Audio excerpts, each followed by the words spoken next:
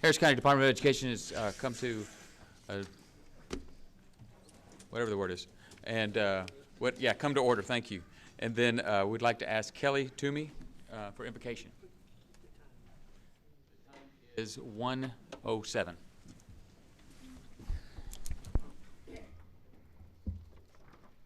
Bow your heads, please. Lord, we humbly come before you today to ask you to guide us in our education endeavors for Harris County. We are stewards of many gifts and resources, and we ask your watch care, not only over the school board and their work, but also guidance in their support of educators and programs here at Harris County. We seek your discipline, Lord, as your servant Timothy wrote, not only for the purpose of godliness, but for our purpose as stakeholders in education. Bless our intention and drive each day and strengthen our service to the people of Harris County and the students, teachers, and staff in our care and employ. Amen. And I'd like to invite Dr. Kalina Pallard to do our pledges.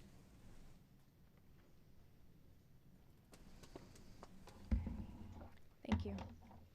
I pledge allegiance to the flag of the United States of America and to the republic for which it stands, one nation, under God, indivisible, with liberty and justice for all. Now the Texas Pledge. Honor the Texas flag. I pledge allegiance to thee, Texas, one state, under God, one and indivisible. Thank you very much. Please be seated.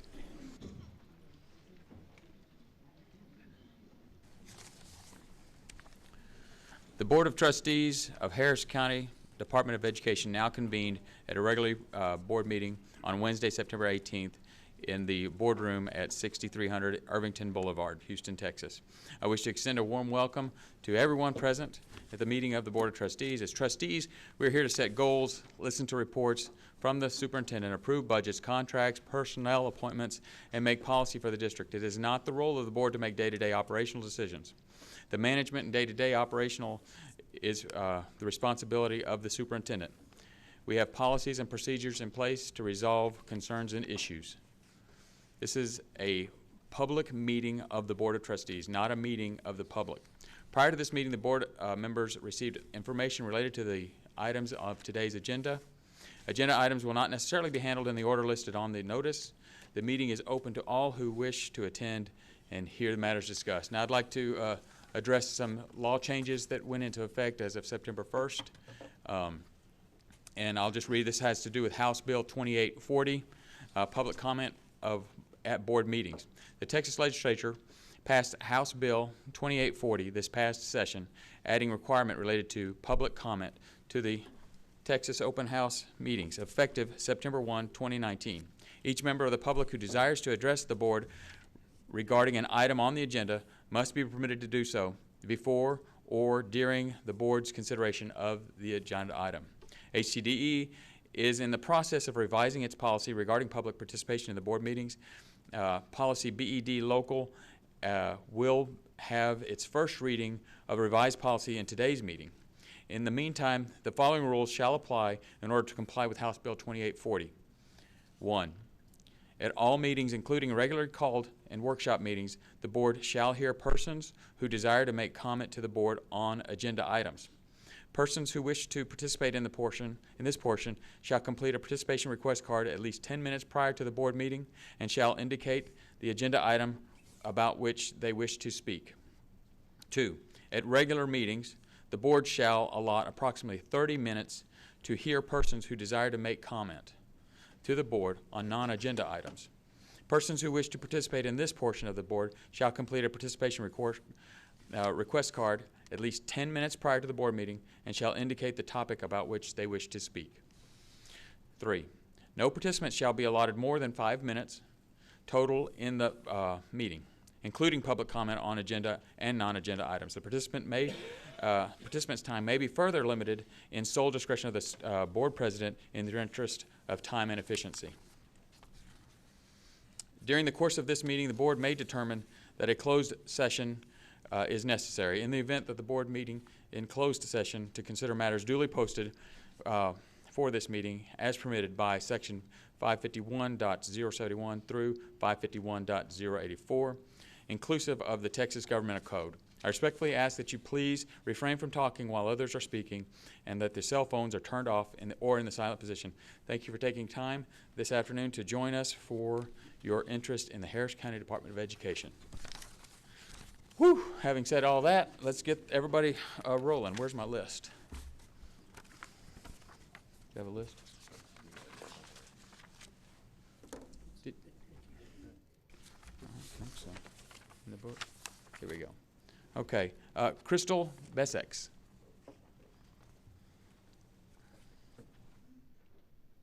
Good afternoon, Board of Trustees. I am Crystal Bessex, President of EdOps Solutions. Probably not often vendors come back to say thank you, so today I want to applaud the board with appreciation for working with EdOps Solutions. For the past 6 years, we've been a vendor providing educational opportunities for both your Case for Kids program, professional development for educators, as well as with the Adult Education Department offering workforce development certification programs. So in our next contract year, we are excited to continue our success. With a 91% success rate of your adult education learners achieving certification in customer service and sales, we are now looking forward to bringing our employer network to Harris County Department of Education. I thought the invocation was very fitting this morning about praying and being blessed to strengthen our service. I think together, EdOps Solutions and Harris County Department of Education, we are strengthening the service. Through education, employment, and economic impact, I believe that the adult education program provides us the opportunity to do that. And as your vendor, I am excited to continue our journey together in this next contract year as we add our employer network, which will bring companies to these students for job opportunities. And that's both local and national employers that we have in our network. So again, thank you to the board. We look forward to working with you again in this upcoming contract year. Thank you. Thank you very much. Rue Tuo.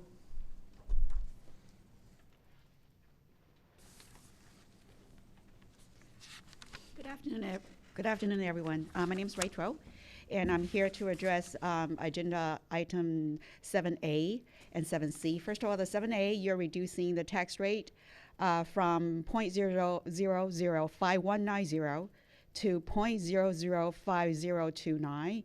And I did the calculation. For a house that's a value of $300,000, that's effectively saving me $48.30 a year. So that's about $4 a month, and it costs me just as much to drive here in gas, to show support for the department, which I assume should have been the jobs of the board members to support the departments and the staffs and everybody working so hard and contributing to our community and the students and the families of the community. So, and the number two is the population in the area has been booming, growing, and you keep lowering the tax rates. And for $48 a year, that's what, one latte a month. And for that money, however, can come in very handy for the much needed, the students and the communities who need the service. And I don't see why you would use us taxpayers as a front to lower the tax rate. And number two, the 7C, there's a lot of things listed, and I have no idea what they are. I would appreciate it if these are published first, so the public can have a chance to look at it and give proper comments before they are voted on, because I think bylaws are very important. That's how we are going to operate, right? How everybody's following.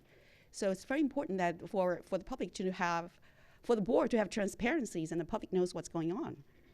That's the whole idea of this public institution, right? We don't want it private, because when it's private, then who knows? They may not have proper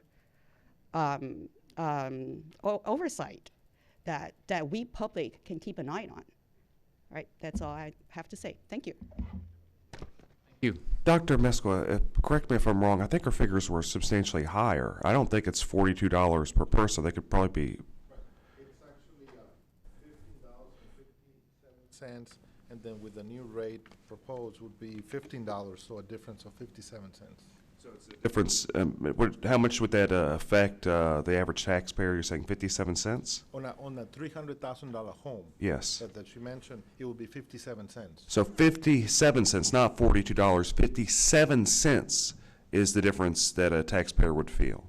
A year. 2 quarters and 2 pennies. Thank you. Thank you both. And just to address your other concern with regard to policy, that was repeated, that was published at last meeting. So this is the second reading of what was published. Was it published?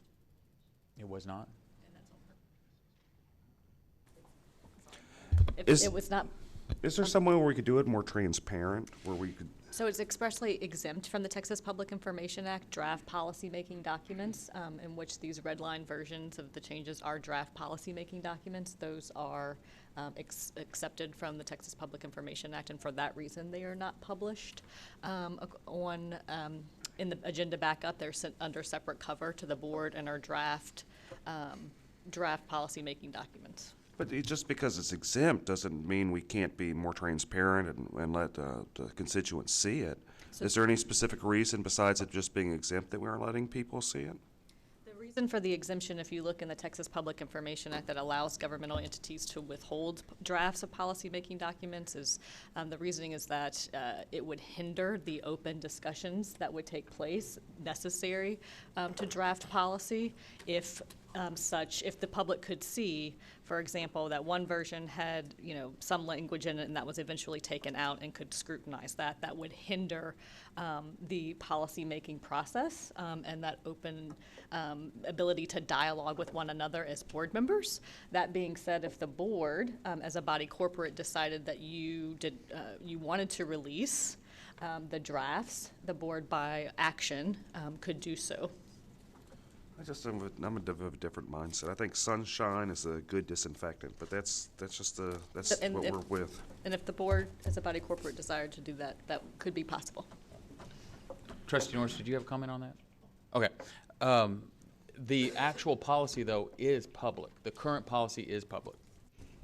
The current adopted board policy, and so, for example, today, if the board votes to approve the policies that are listed, then those will be sent to TASB Policy Services to upload to the public, and those are searchable and readily available online to anybody who desires to see them.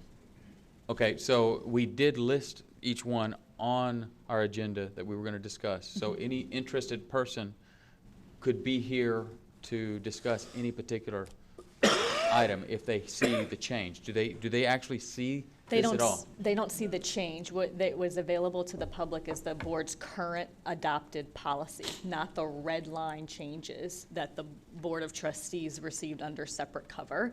And that is because if that was uploaded onto the website, then administration, which doesn't have the authority to do so, would waive that exception to the Texas Public Information Act that allows drafts of policy-making documents to be withheld. So, and the board could do that. The board, if the board desired to waive that exception and make those drafts public, the board as a body corporate by vote, if there was an agenda item to do so, could do that. But that has not been the practice because of the waiver. And I would encourage someone to put that type of agenda item on there. I think just because we can hide stuff doesn't mean we should. I think we should be transparent. Okay, well, we'll get to that when we get to that agenda item. At this point, I'd like to ask Jonathan Miller. Sorry. Okay. Hello, board. I was not able to make last month, and I apologize for that. I was not able to take the time out of my job to come here and hold you guys accountable. However, I want you to know that every meeting that you guys have, I watch it on YouTube. So I have to leave here after I talk to go back to work, but I'll still be watching. So if I'm not physically here, I'm still watching. I actually enjoyed not having to come last week because I didn't have to worry about leaving work, racing to get here, speaking, and then racing back to work in time, so I'm okay with my job. I would imagine some of you might have been happy I wasn't here either. But I'm here again, and it's pretty simple. If you don't want me here, which I'm fine with, and you don't want the outcry from the public, then act ethically. It's pretty simple. I'm here to urge you to keep the tax rate at the same tax rate that it currently is. Currently, you're proposing a 3.1% reduction in taxes, which has been a trend for years. So it isn't like it's a one-time thing that you're reducing taxes. It's been a trend for years. It has come to the activist community's attention that President Josh Flynn wants to go lower than 3.1%. He wants a 100% reduction to an effective tax rate of $0. And in this is a coup to destroy the board. And you don't need to take my word for it. We can pull straight from Josh Flynn's words. In a questionnaire conducted by the Conservative Coalition of Harris County, Josh Flynn was asked, do you think the state legislature should pass legislation to consolidate the HCDE systems into local ISDs within Harris County? If not, why? His answer, I think the infrastructure can be converted into a nonprofit without local property taxes. If our aim is to eliminate bureaucracy, then giving the assets over to another bureaucracy is only eliminating one layer of government and adding resources to another. I am for eliminating additional layers, so consolidating would be preferred over continued operations. This is important. My bigger plan would be to analyze what we are doing in transitioning each program one by one into something that can be self-sustained and competitive with the market. That means privatize. Right now, the binary choice seems radical on both sides, but at this point, simply sending the assets and administration to the ISDs seems counterproductive, although better than continued operations. And to make it simple for everybody here in the board, there was another question that said, if elected, what do you hope to accomplish while serving on Harris County School Trustee? Streamline the existing programs and make the programs viable for transition to a private, nonprofit organization by reducing cost. So, to the amazing staff and the public, your board president purposefully and continuously is working to eliminate not only a valued program to Harris County, your board is trying to eliminate your jobs. I urge that the county attorney, Vince Ryan, investigate the board for several infractions of unethical behavior. Thank you. Thank you, Jonathan. Thank you. Joy Davis.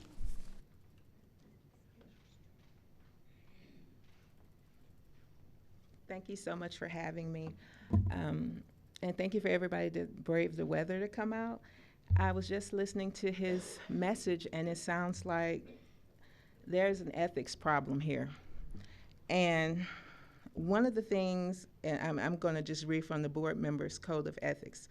As a member of the board, I shall promote the best interests of the department as a whole, and to that end shall adhere to the following ethical standards. So if someone is actively working against the Harris County Department of Education, that person should not be in this position. We take a lot of cuts.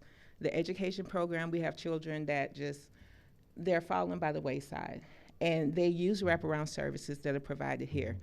The decrease in the tax rate works against the Harris County Department of Education because revenue is needed for these programs. Another thing, I will continuously be guided by what's best for all students of the department, and that's also in the Code of Ethics, as in under student-centered focus. I will be fair, just, and impartial in all my decisions and actions. That is equity and attitude. And the elected officials here, they're supposed to represent the Harris County Department of Education. It's failing us. And they need to be voted out. Thank you. Thank you. Anne-Marie Mercado? Yes, good afternoon. My name is Mario Mercado. I'm representing myself. Yes, so lowering the tax rate, please don't do that. Basically, it works out that I only pay $1 per month for my home, so I'm happy with paying $1 a month for HCDE taxes. This will guarantee that the programs are funded. Head Start, after-school programs for the kids, people that are trying to get their GED, your wonderful employees here at this meeting, and everybody, you know, that it's affected, you know, please, please, please don't lower the rate. We need the rate. I don't mind paying $1 a month. I think my home is worth get tax rate at $225,000 for my home, so I think it comes out to $1. Each day it'll come out to like what, 4 cents a day or 5 cents. I don't mind paying 5 cents a day if it's going to guarantee the kids after school programs, Head Start, GED classes, it's salaries for your employees here. Do not lower the tax rate, please. And 7C, there should be transparency. You guys need to come out here and talk about, don't go into a little room and talk and then, you know, make decisions. We need to be also aware of what's happening. And that's all I have. Thank you. Appreciate it. Andrea Duhan?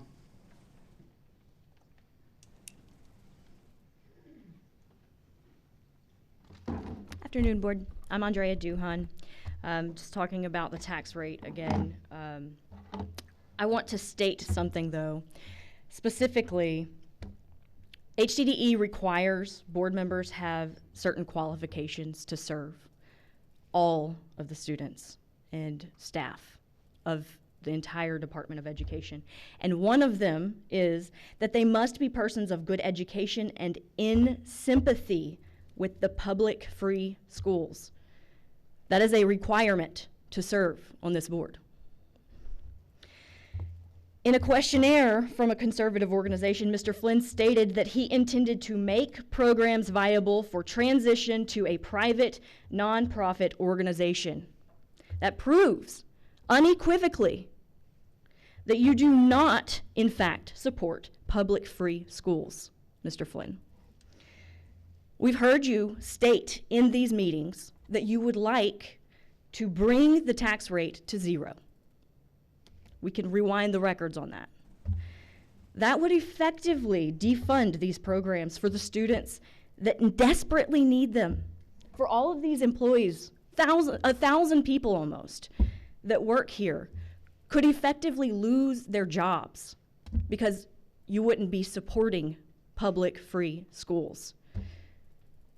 I know that some of you find the ethics to be innate, that you would like to support the people who need these things. And I need for you to all look within yourselves and recognize that this is legitimately going to hurt people immediately if these tax rates are lowered.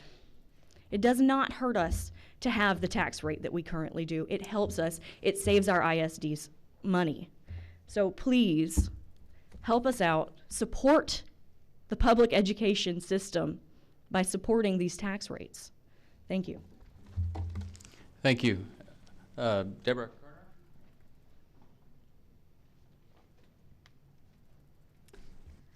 Good afternoon, Board. I'm Deborah Kerner, and I'm a former board member. I used to sit up there like you do. Thank you for letting me address the board this afternoon. I want to speak about number 7, action item non-consensus A, the tax rate, as have others here. But as on the printed agenda, the proposed tax rate is 0.005029, which is about half a penny per $100 assessed property value for the 2019 tax year, or about $5 per year for a home taxed at $100,000. Or to put it into perspective, about the cost of 2 of my cups of coffee from this morning's breakfast. Our children are worth at least that much. Harris County Department of Education provides many needed services such as special schools, Head Start, after-school programs, and many others. These are needed to provide a quality education for the children in Harris County. We need an educated workforce for this county to continue to strive and grow. The Texas Constitution says that we need to provide a quality public education. It says public education. When I was on the board, I testified before the House Legislature Public Education Committee, and it was a bipartisan group of board members who testified. We also had superintendents from the ISDs and board members from the ISDs who spoke in defense of Harris County Department of Education. The ISDs want the services provided by this department. We need to continue to provide these services. You were elected to provide services for the education services for the children of Harris County. Ostensibly, you care about education and our department and an educated workforce. We need to be fiscally responsible and fund those services. Set the tax rate to adequately fund HCDE and the valuable education services that this department provides. Thank you for your time, and I hope for your good vote. Thank you. And lastly, we have David Brown.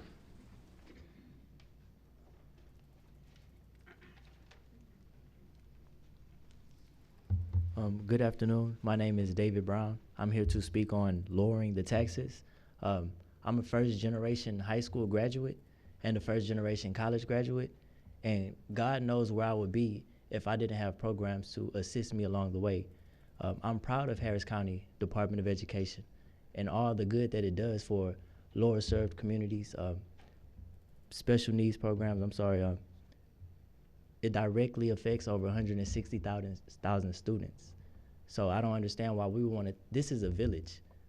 It takes a village to raise a child. I don't understand why we would want to take away that village.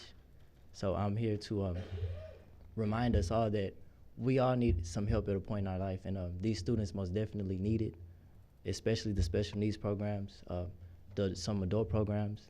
We all need that push and encouragement, so let's keep the tax rate where it is and continue to do what's right. Thank you.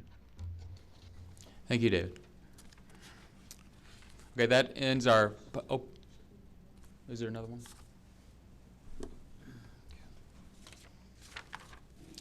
Oh, okay. Andre Wagner?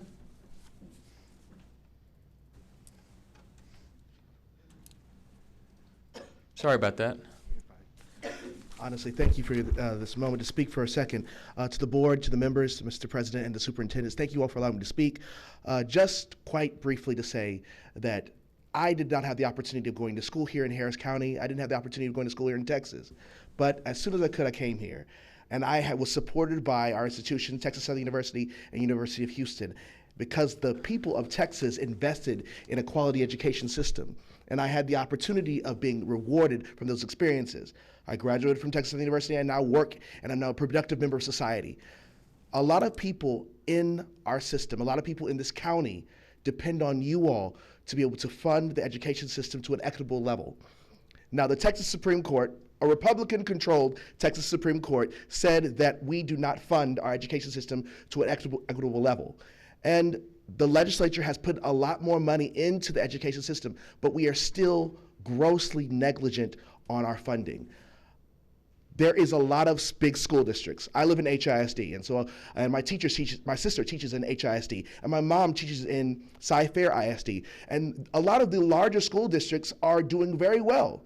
But we have a lot of smaller school districts. There's over 25 school districts. And I've had the opportunity of going to a lot of these small school districts. Sheldon ISD, Goose Creek ISD, Galena Park ISD. Lord knows that there's a lot of resources that we can pour into a lot of the smaller school districts that need assistance. I'm not saying HISD does. What I am saying is that I am sure that some of the school districts in Harris County could use the support of HCDE. I'm not imploring you to raise the tax level. What I would ask is that you keep the tax level at its current level right now of 0.0519%. Honestly, from where I stay, it's literally 73 cents a month. And so I think I can manage 73 cents a month.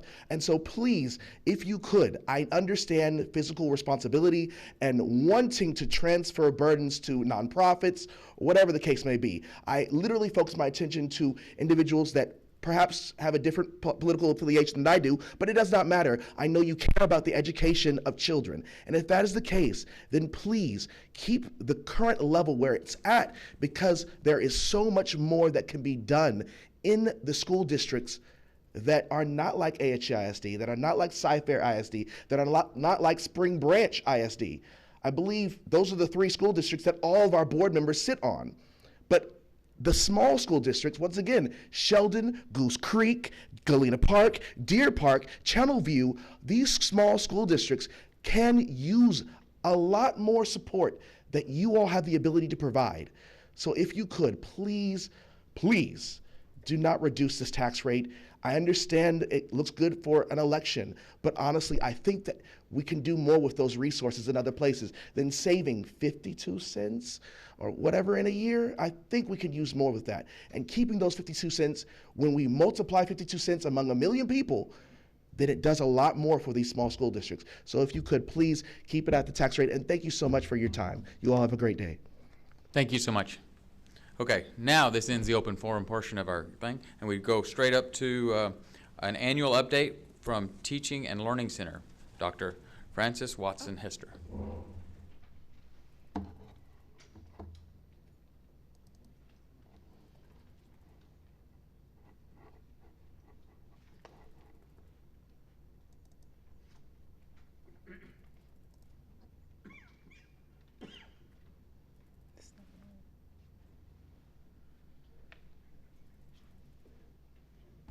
Okay, good afternoon, President Flynn, Mr. Colbert, trustees and cabinet.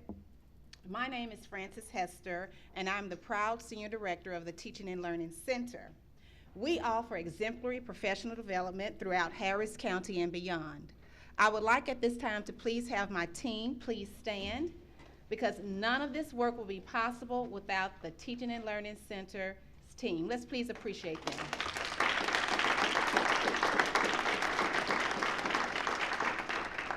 So thank you. You may be seated. I have included a report of the Teaching and Learning Center's work for the 2018-2019 school year in your board packet for your review. However, I would love to share a summary of our work at a glance with you at this time. Is that okay? Okay, thank you. Please proceed. Thank you. So the Teaching and Learning Center, our primary focus is improving student achievement one teacher at a time. We offer an array of services. Some you see listed, for example, English language arts, science, mathematics, social studies, etc. We are very thankful for our research and evaluation department. They work alongside the Teaching and Learning Center, and 4 to 6 weeks after participants participate in a workshop, a survey is conducted. Based on the feedback and responses, within that 1 month of training, participants go back and they share new learning and they share strategies, and the report is 85%, which is overwhelming. We have a multitude of highlights. Several are indicated in your board packet, so I won't read through those. Last year we focused on Scholastic Art and Writing Awards, but this year we want to focus on something special. While TLC is known to focus on indirect support, meaning we directly support teachers, we also focus on the direct support. So our youth symposium was a huge hit this year. The goal was to address career readiness, which directly aligns to TEA, the accountability system. We were directly able to impact 750 students. The goal was to encourage students to set goals, initiate steps to achieving their goals, identifying intrinsic and extrinsic barriers, and becoming empowered to move past obstacles of achievement for students. I think the best way to share this day would be simply to share a testimony from a student, and we also served students across Harris County.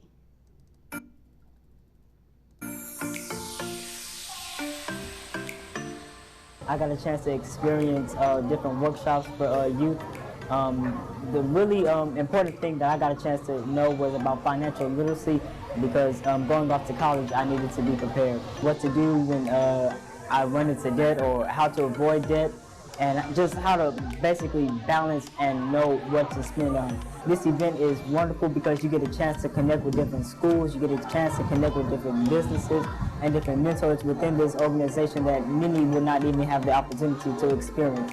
Like today, I got a chance to see Dr.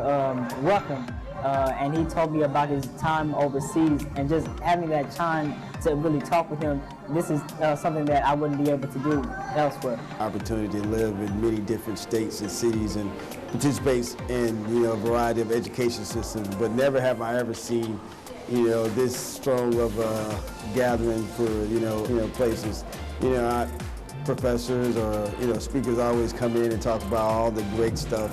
I wanted to give them hey, I've done just about the worst things that someone in their shoes could do, being a teenager, going through the ups and downs and figuring out the rights and wrongs, and making mistakes and failures, and showing them, giving them real life examples of what I've done, and giving them, hope that those mistakes and failures that I made didn't define who I am today, and they definitely won't define who they are and who they could be. So to let those mistakes not define them, but refine them.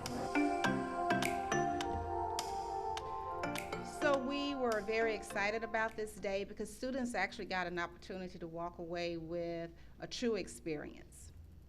Our workshop and staff development participation, TLC provided services to 97 entities, which included all 25 school districts in Harris County. We also assisted 48 districts outside of Harris County and 24 other entities across the county. TLC again surpassed its 90% goal again this year with client satisfaction. We reported as being 98% as a satisfaction rate. Our top noted strengths that we're very, very proud of at 99%, the useful applications for my professional work, the sessions expanded my knowledge and skills, overall effectiveness was very high, and then the presenter knowledge was very high as well. Our 32nd annual R.T. Garcia Early Childhood Winter Conference was a huge success. We supported 22 Harris County school districts, 27 were outside of Harris County, 373 were private schools and charter schools, but most importantly, we had 1,000 plus attendees on this particular day with 5 sponsorships that we received. We will continue to collaborate with various entities within Harris County, and then our specialists continue to play a huge role with serving in the community. We also engage in various conferences throughout Harris County, so we make sure that we stay out and about and we're highly visible. Our plans are always to continue to bring in new, innovative, research-based professional development and also to stay relevant. One of the huge things that we're getting requests from over and over again is that support with providing social-emotional learning, but we're going to take it a step forward. Our goal is to provide social-emotional learning, but to teach teachers how to bridge that to the content. And finally, our trends and challenges. Workshop attendance and contracts continue to grow. Although our districts are still struggling financially, we still are providing for districts. Districts are opting to contract with us instead of hiring FTEs or hiring additional staff. And the Teaching and Learning Center endeavors to identify and provide unique, high-need services for clients to address the current trends and challenges in education. Thank you.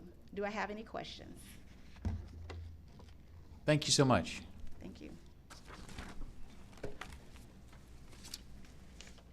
Okay, moving on to the superintendent's monthly report. Dr. Cole. Thank you, Mr. Chair. First, I want to commend really the superintendents in Harris County. We were on the phone 3 o'clock this morning dealing with weather. And weather is always a challenging thing for a superintendent. It's a decision you don't want to get wrong.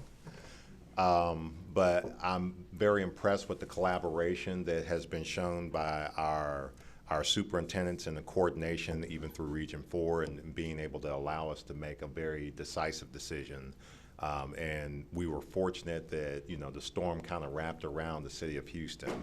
Just a point of note to the board, our philosophy with Harris County Department of Ed is we want to be open more than we are closed, because we serve 25 school districts. So 6 school districts could close, but we can't close the entire department because there would be 19 school districts waiting for services that wouldn't get it that are staying open. So I want to draw your attention to that. This week I'll be traveling along with several of my colleagues to Dallas to go to the TASB conference. I believe Mr. Norris is also going to be joining us, representing the board. Every year Texas has 2 conferences. The one in the fall is one that's geared far more towards our board members, which is very, very good conference, but not as large, bless you, not as large as the midwinter conference that happens in January. So I look forward to that. Not next week, but the week after next, on the 30th, we have the 2019 Leadership Symposium being led by our TLC department that just presented. And part of that, we have someone that's going to be speaking to probably, what is it, Dr. McLeod, 200, 300 people so far coming for attendance with that. There'll be a representative from TEA that will be talking about the new accountability system. But more important than that, we have 9 superintendents who are going to be attending this conference and speaking on a panel that I will be moderating. 9 superintendents in one facility is a lot of brass. We have Clear Creek, LaPorte, Aldine, Crosby, Fort Bend, Houston ISD, Tomball, Alief, and Spring. And so, well, Stafford Pool, he's got a meeting. So there was 10, but there's 9 now. So we're really looking forward to that. That will be interesting, and we'll be probing our leaders throughout the county about their perspective with accountability, the new accountability system, how their leadership style has had to adjust, how they steer the narrative to the community, and ultimately the strategies that they use moving forward to be successful. And finally, I'd like to recognize one of our board members who is getting recognized by the Dignity Memorial, is giving the Angel in the Community Award as part of the Hispanic Heritage Month. Mr. Cantu, yeah, he's looking around like, who would that be? What is that, September 22nd, so congratulations. That's all I have. Okay, there is no feasibility study meeting. Are there any additional or other board member reports? I just want to commend the superintendent and his staff for the awesome convocation event. Myself and several other board members were in attendance, and it was just an exciting event. Lots of energy in the room, and the highlight, of course, was the cartoon with the positive message about getting things done. And so just congratulate you for all that work to energize our staff for the year. Thank you. Okay, with that, we'll turn it over to Dr. Jesus Amezcua to give us our monthly financial reports. It always happens to me. Dr. Amezcua, you're like kryptonite. I clear the room. Okay, the first report is as of August 31st, is the last month of the year. Again, this is tentative. We still have to do the audit and finalize and perform accruals and finalize our information. So this is a preliminary August 31st. So all our information is posted on our website, our budget amendment, our financial report, and our balance sheet as of August 31st, again unaudited, and total assets of $38,438,910, liabilities of $2,276,358, and equity of $38,438,910, including appropriations. Our fund balance estimated is $29,199,875, of which unassigned is $17,557,465. We will update that number as we end the year for the fiscal year, and probably the next time that you will see that, it will be in the January board meeting when we present the audit results. Our ratios for the year as of August, we're at 38% versus 35%. Again, this is preliminary. Working capital ratio, we're at 36 million versus 32 million last year. Unassigned fund balance ratio, we're at 49%, same as last year. Debt to income ratio, 7%, the same as last year. Tax revenue to total revenue ratio, 24%, increase from last year from 23%. Indirect cost to tax ratio, we're at 3%, a little bit better than a year ago. We continue to receive additional grants. Fee-for-service revenue ratio, we're at 21%, a little bit down from a year ago at 23%. Our growth ratio, again, continues to go up at 4% from a year ago. Our budgeted activity, we've had not too many amendments during the year, and we have a total of 29,412,165. Our revenues, we're at 99% in general fund. Special revenues are 59%. Overall, budget to actual, we're at 82%. Our budget to actual appropriations, because of all our grants that we've been adding, 117 million in revenues and 132 million in projected appropriations. Again, mind you, they're grants that have a different fiscal year.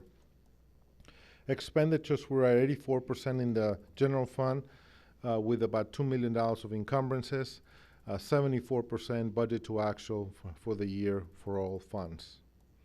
Our donations report for the year, we received 103,218 for the year, a little bit down from a year ago, from 210,115.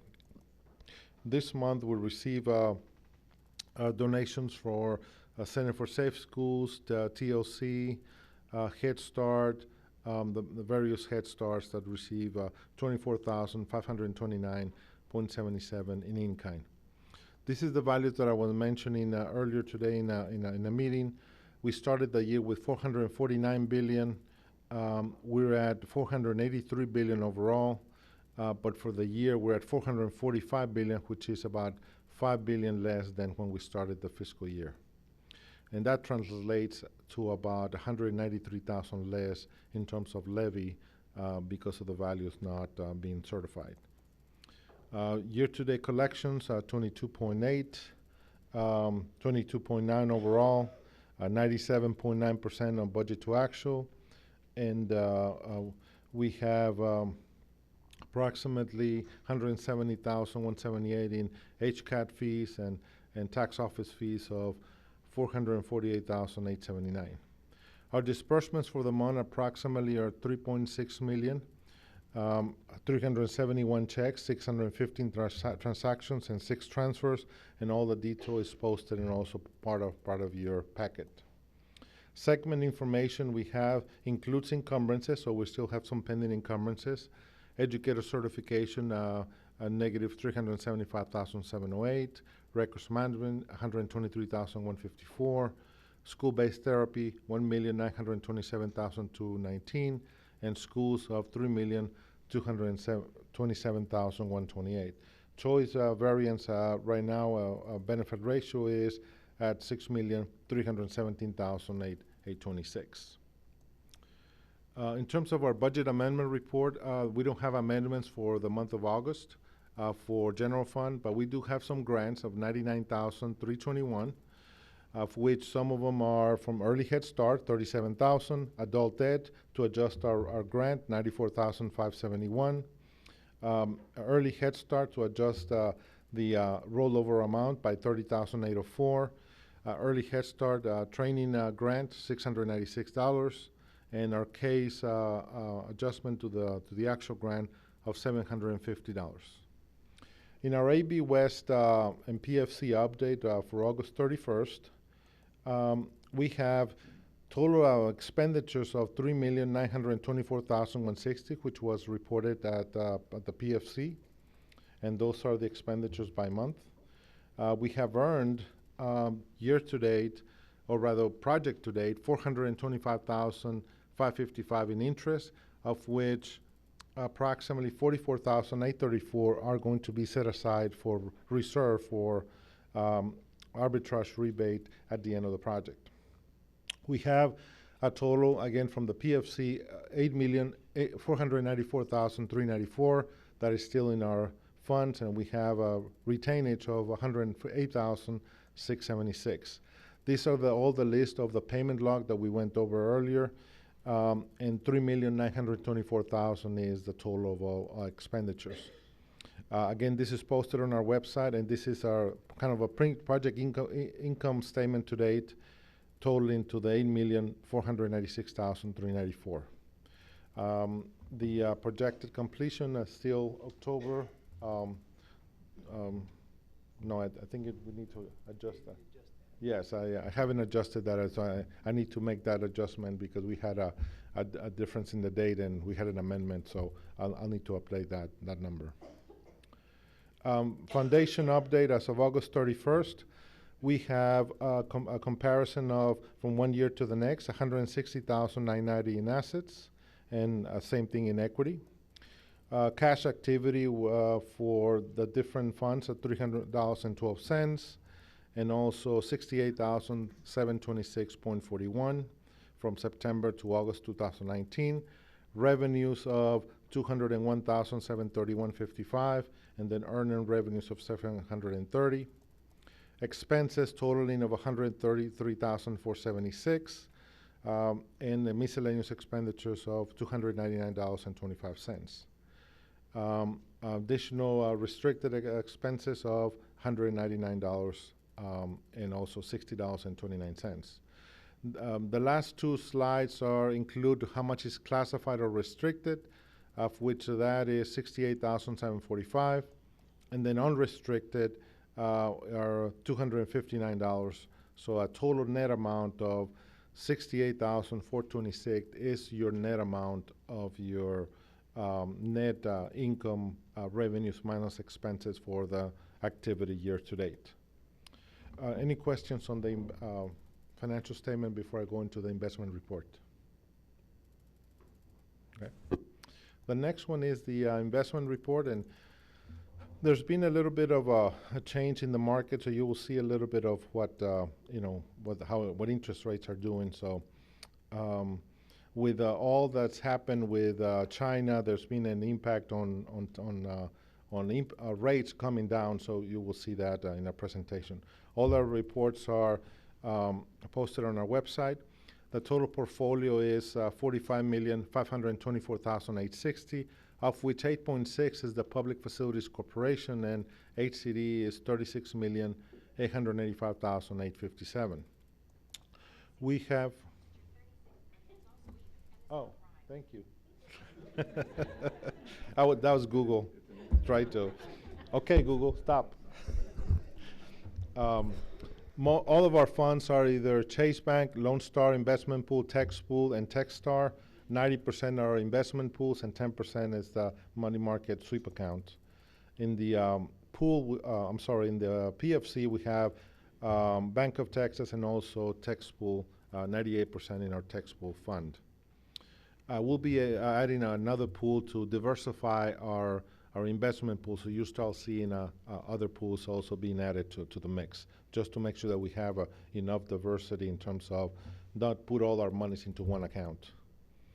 36.8 millions are available pretty much overnight. We've received $772,548 in interest, and then the PFC this year of $239,687, so a little bit over $1 million in interest earnings for the year. We have a 2.1 average yield, and the benchmark is 193, so it's a little bit above that. And you can see that where the rates have been about 2.3, 2.4, and then you saw some of the changes in the market, so they've come down about 20 basis points to 213 and 219. Still not too way below, so hopefully that trend will reverse and we'll continue to earning some additional revenue. So that's the report for the month of August. Any questions? Looks good. Thank you. Thank you. Okay, moving on to the consensus agenda. Does any trustee have an item that they'd like to pull to discuss?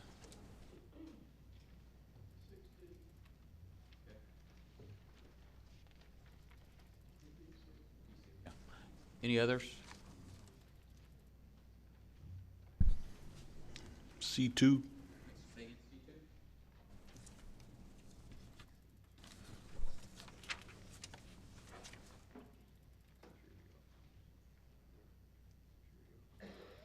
Going once, going twice?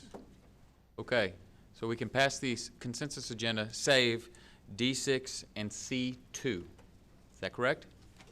Do I have a motion? So moved. Second. Trustee Norris and second by. Any discussion? None. All in favor of the consensus item, save D6 and C2, please raise your hand.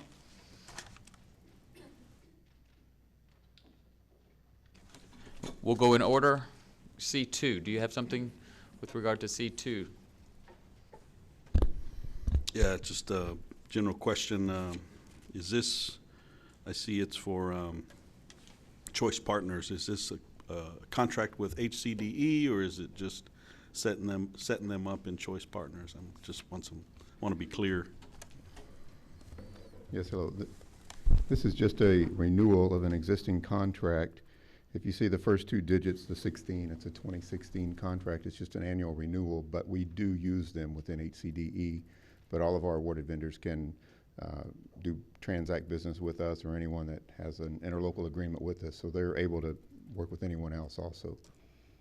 Is that the answer? Be clear, this is not a contract for the HCDE.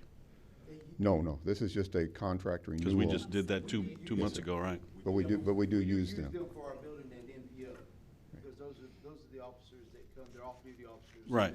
They're separate, but that's the one place that we use them there. Yeah. The rest of them are Harris County. Right.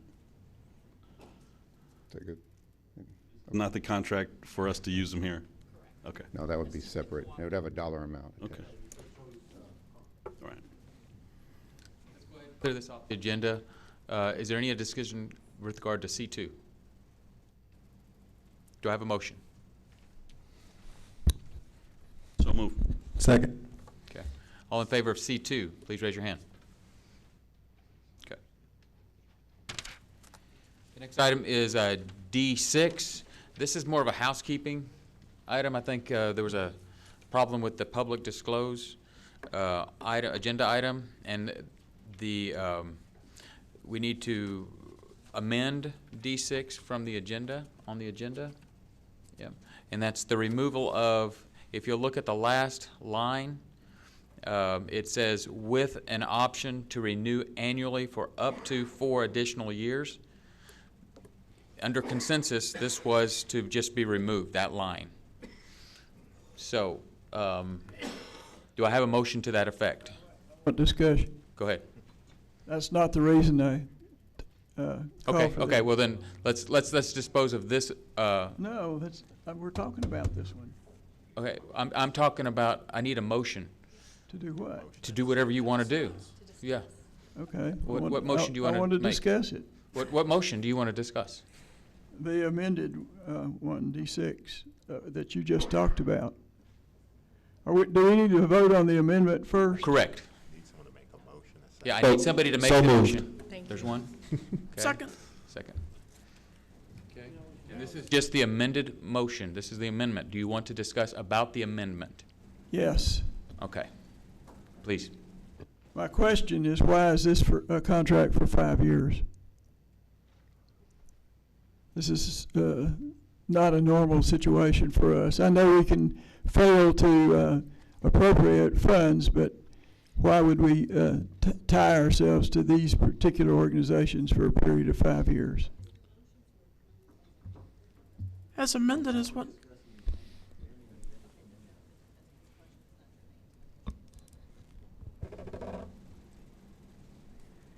How is it not? If I'm confused about what the motion if the motion is to approve the agenda item, which is the contract award as No, amended, or is the motion? No, the only- motion is to make the amendment, which is to remove with an option to renew annually up to 4 additional years. This would remove that. That is the motion. I thought we were just discussing the item. So I guess I just said so moved. I guess I should specify. That's why I was. That's the Yeah, problem. see, I thought that it was with the amendment, so we. So let's clarify, because Mr. Norris, you made the motion, and Mr. Wolf, you seconded it. And I'm understanding from President Flynn, his intention was that the motion would be to remove the phrase with an option to renew annually for up to 4 additional years from the agenda item, and that's the motion on the floor. Is that accurate? I thought the motion. One, if you wanted to, you could make a motion to approve as amended, Yeah. or you could do a motion to remove that language from the agenda item separately if the board so chose. That's why I As don't- amended will make this germane to the discussion, though, right? If we say we're going to pass this item as amended, the discussion is still germane, then, right? Correct. So that's the motion. That's the way we're going to go. A motion to approve as amended. Yes, approve as amended. Is that? Okay, so that would be your discussion We're point. not, we're just making the motion to change the language and But not Mr. approving, Norris- not approving the amendment. But Mr. Norris made the motion, so it's his motion. So he just clarified that his motion was to approve the agenda item as amended. And now we're in discussion part. So now we can discuss what your issue is with the item. Yeah.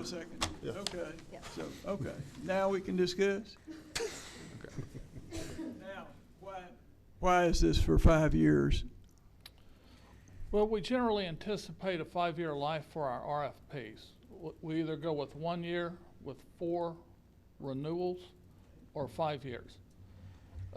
Looking over the past board meetings, we know the board does not like ratifications, and one of the most common causes for a ratification is the vendor did not send us the renewal forms on a timely basis, and we have to bring it to you late.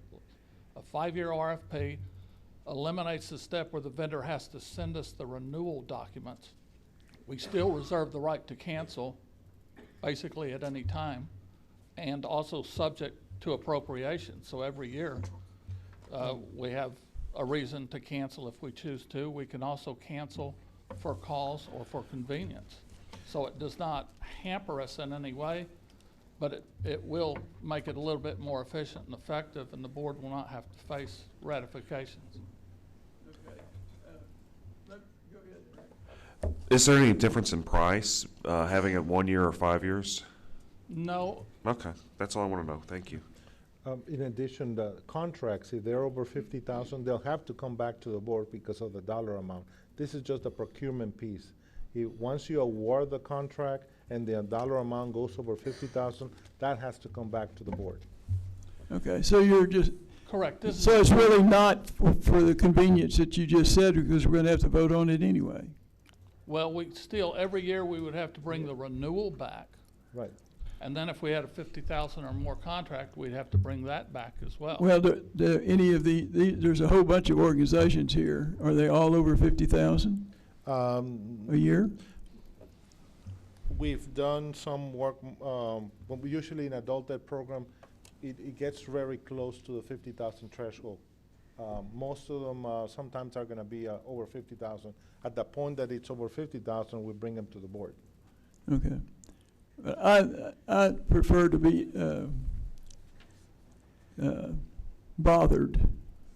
I don't think we need to say that basically we're going to automatically renew these contracts every year unless it goes over 50,000.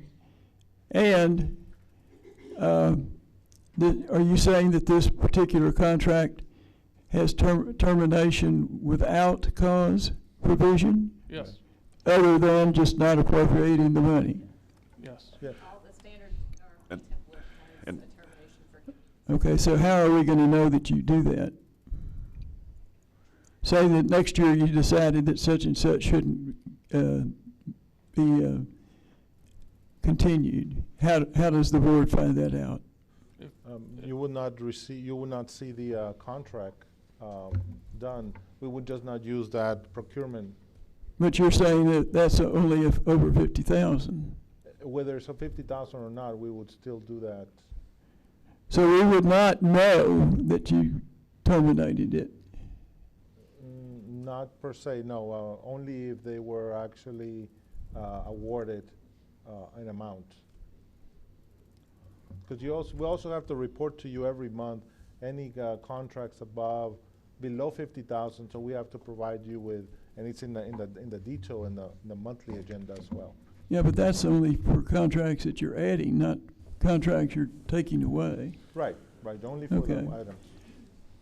Correct. So we probably wouldn't find this out anyway, because under the other one, you just wouldn't bring it up the second year. Bring it to you.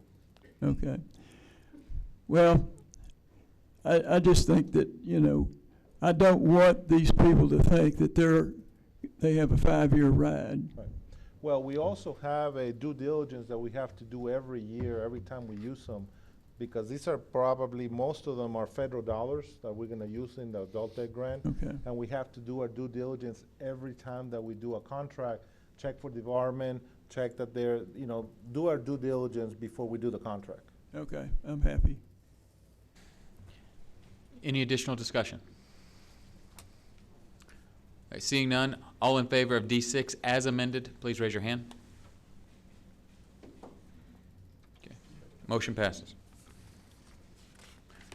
That concludes the consensus items. Now to the non-consensus items. 7A.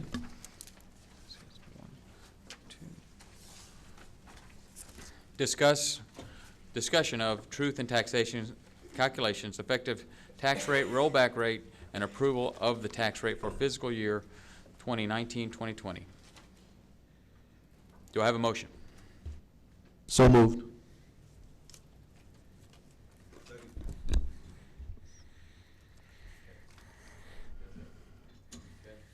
Hang on for a second.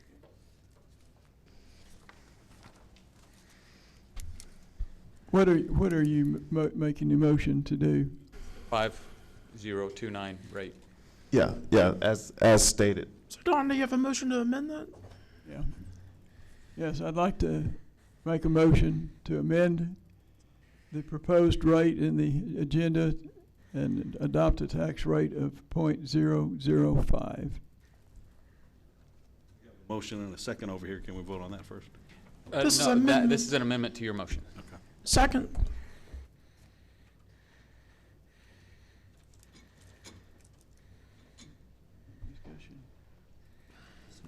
Yeah, let's have discussion about the amendment. Is there any discussion? I would like to make my own amendment. Hang on a second. He said he wanted to discuss it. I want to discuss it.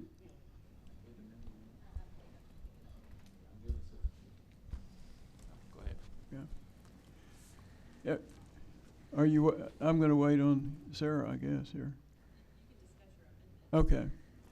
I want to make it plain and clear to the audience that reducing the tax rate to 0.005 does not reduce the amount of money that we budgeted to spend for this next year. As a matter of fact, the budgeted amount is an increase in expenditures over this past year. So no programs are being eliminated.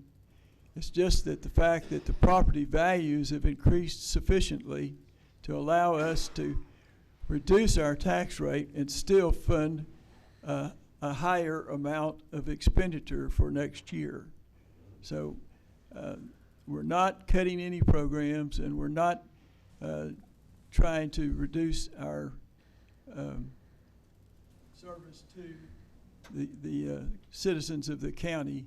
We're just able to fund those services with a reduced tax rate because of the dramatic increase in the property values in the county this year.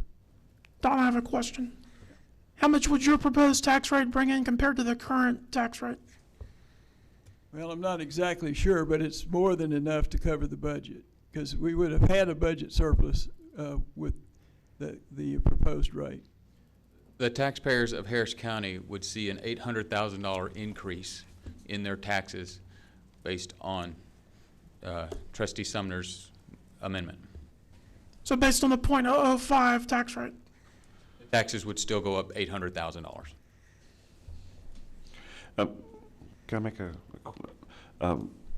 what's the difference in the amount of people that are going to be taxed? Are we talking like a penny? Are we talking a half a penny? What's the bottom line? How is it going to affect people? And you saw the example of a $300,000 home at last year's rate versus the .0050 would be a differential of 57 cents per year decline.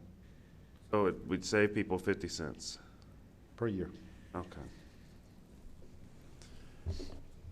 And what's the difference between the budget that was proposed in the original motion as opposed to the amendment? What's the difference in that budget? How much of a difference between .005 and .0050? Approximately 500,000. 500,000. I think you said what, 467,000? Yeah.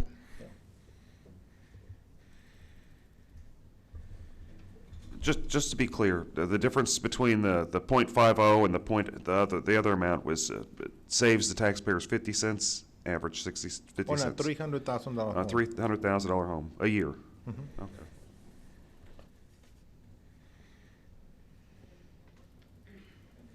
Okay. Okay, and I'd like to amend, if I can, based on our parliamentarian, to .0042. That would make the total tax base of $20 million. I need a second. I've got a question, Josh. I need a second first. I'll second that. Go ahead with your question.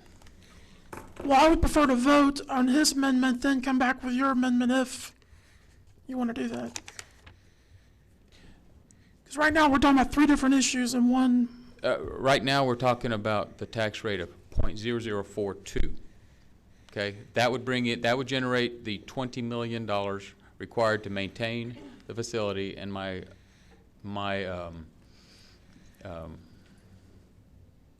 I'm suggesting is that we use the $17 million that we have overdone in our slush fund that the auditors have said is too big, that we just use that money to give back to the taxpayers. And that would still generate $20 million, which would be less than $3 million less taxed from the previous year. Any additional comment on my tax rate?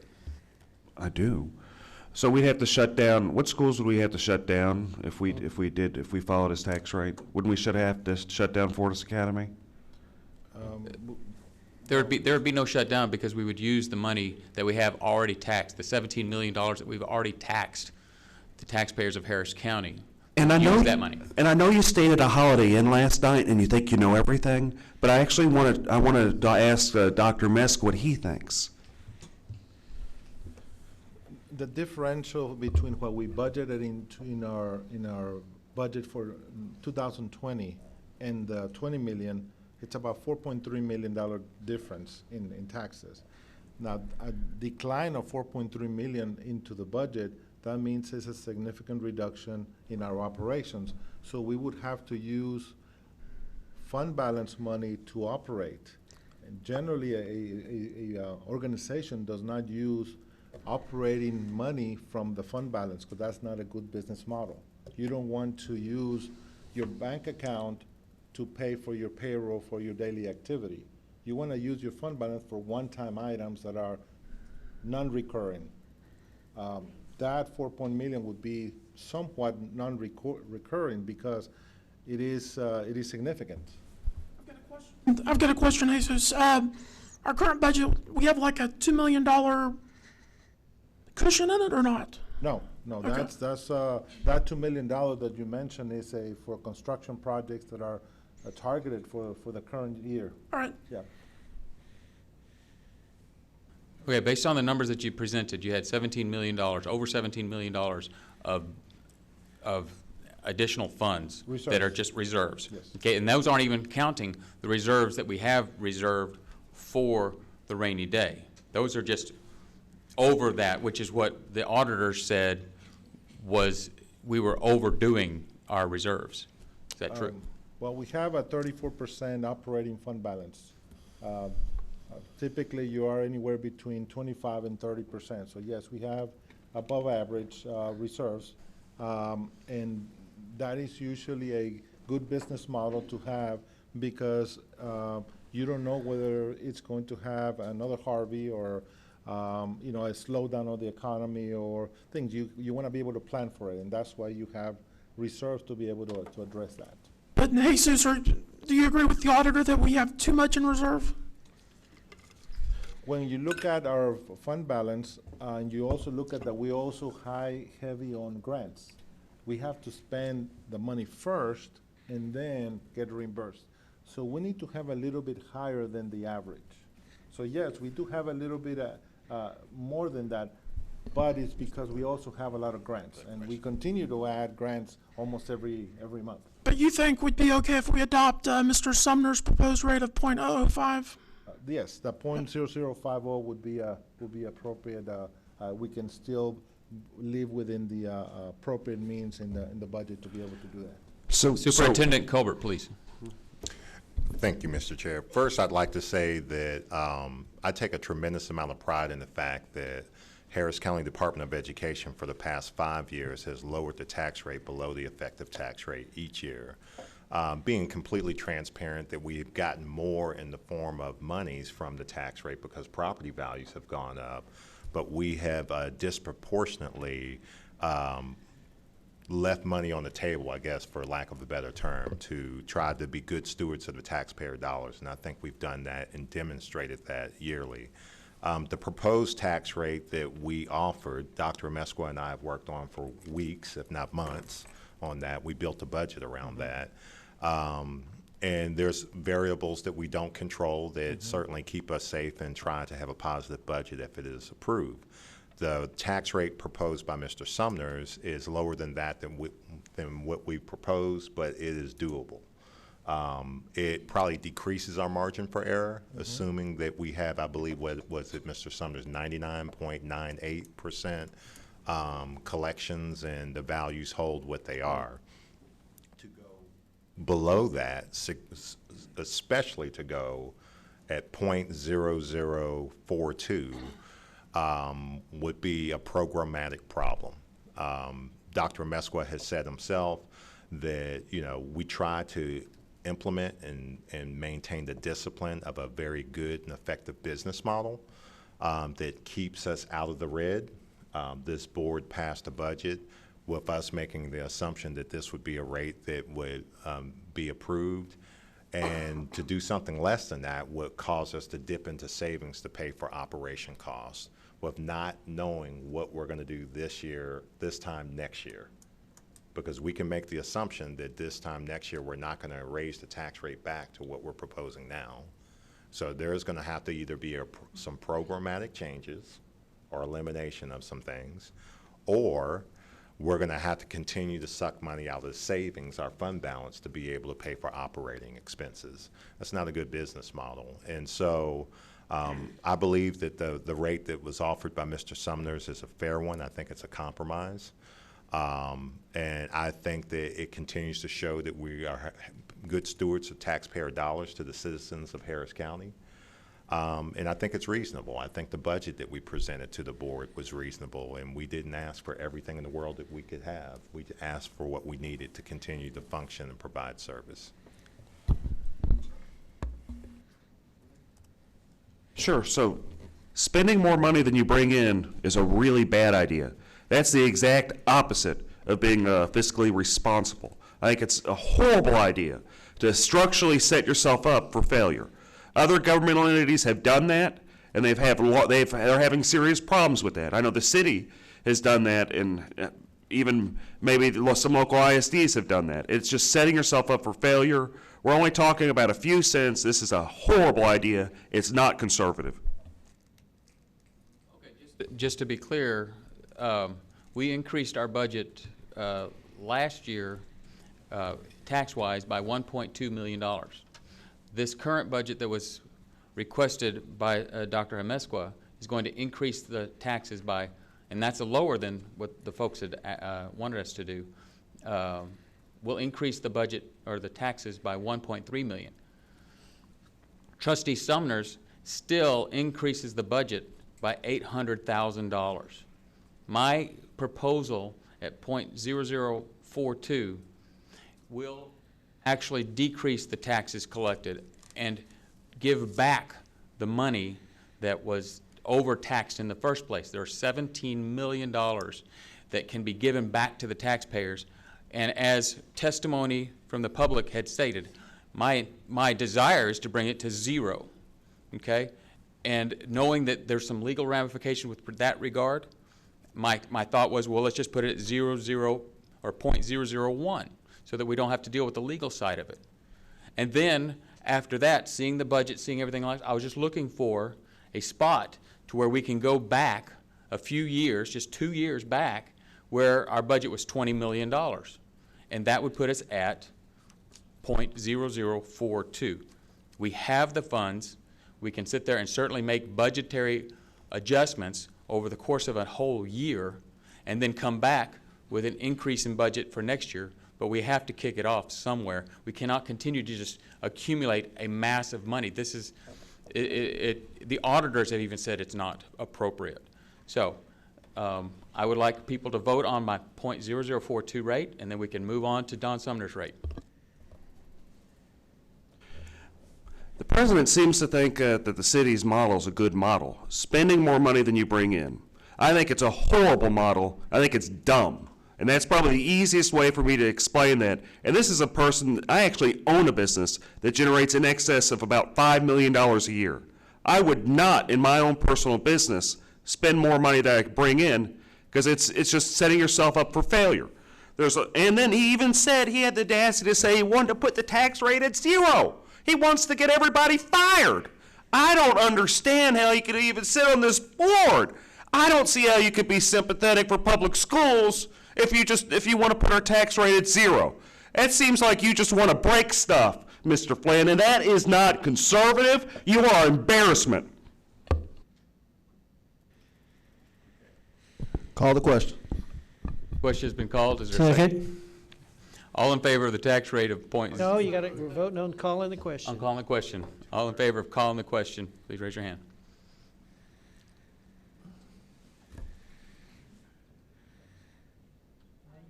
Voting no, who's abstaining? I'm going to vote no, but. I want to vote no.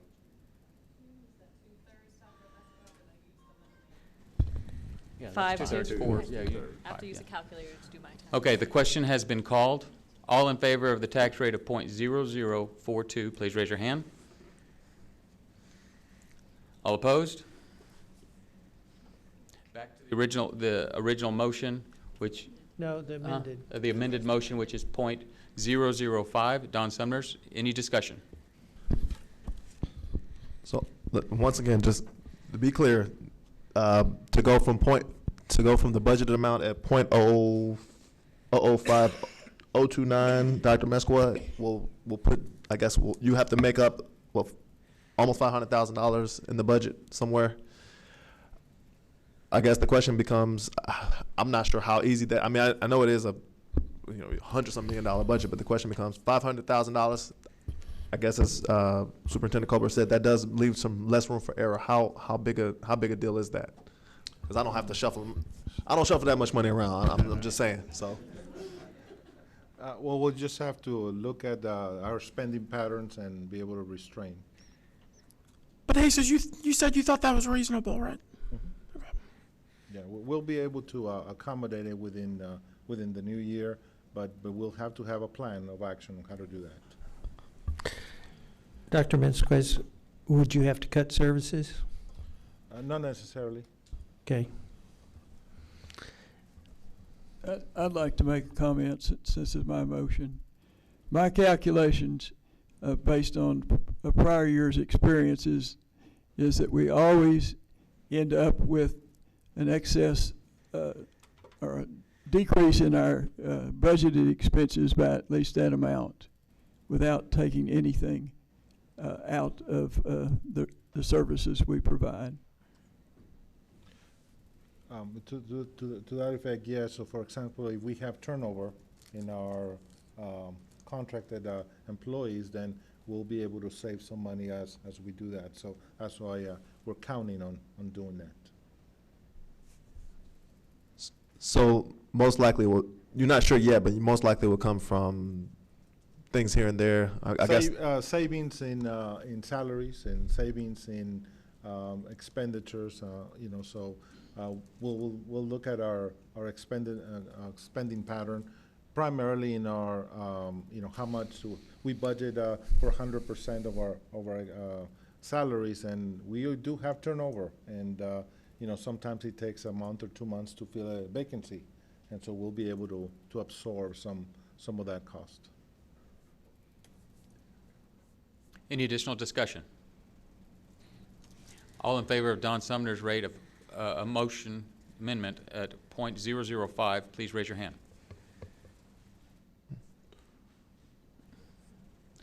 Okay. And all opposed?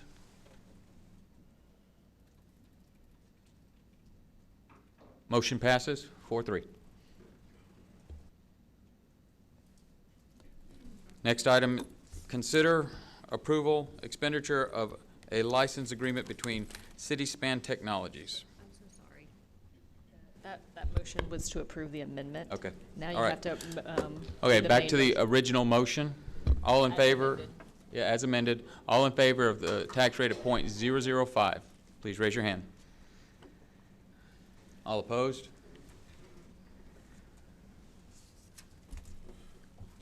We good? Yes, sir. Okay. On to the next item. Consider approval of a license agreement between CitySpan Technologies. Do I have a motion? so move. Second. Any discussion?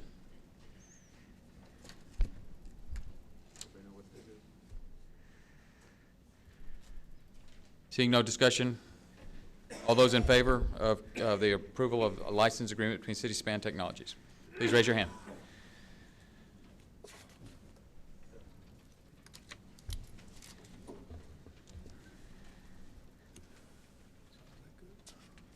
that right? Okay, now we're going to consider the second reading and approval of the following revised policies. The list is CCA, CDA, CCH, CJA, CK, CQ, ZFE, ZFE, DCB, DEA, DEC, DED, DFD, DH, DHE, DIA, FMA, FNG, GH, GKA, GKB. Got a question. Oh. Let's get a Well, motion. Let's get a it's- motion first so we know what It we're was a talking about. question for the lawyer. My question is, we've got some of these that I know we're going to have some amendments on, so how do we go about approaching that? Do we need a motion first?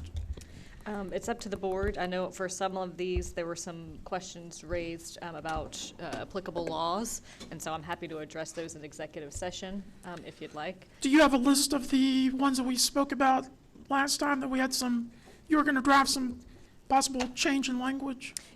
Yes, and I believe Ms. Bartz has revisions to those in binders for you all. So good question, Trustee Wolf. In your confidential draft binder in front of you, where you have a green sticky tab is where the policy has a second version in the binder, so that you can see the original version TASB recommended, and you can see the second version drafted after the policy committee meeting. Okay, understanding that, if we can get a motion for the second reading. I'd like to make a motion that we, Separate the issues? no, just that we discuss these, that we consider the second reading and approval of the revised local policies. Second. Okay. Yes, sir. What I want to do is to move this vote on this until after executive session where we can discuss legal issues involved with with these policies. Okay. Second. Okay, so the motion made by Trustee Sumner and seconded by myself is to move this discussion to executive session. Is there any discussion with regard to that motion? Seeing none, all in favor of taking it to executive session, please raise your hand. Okay, and Was that 6? Yes, okay. And Dr. Moore? Against? Okay. All right. Motion passes to executive session.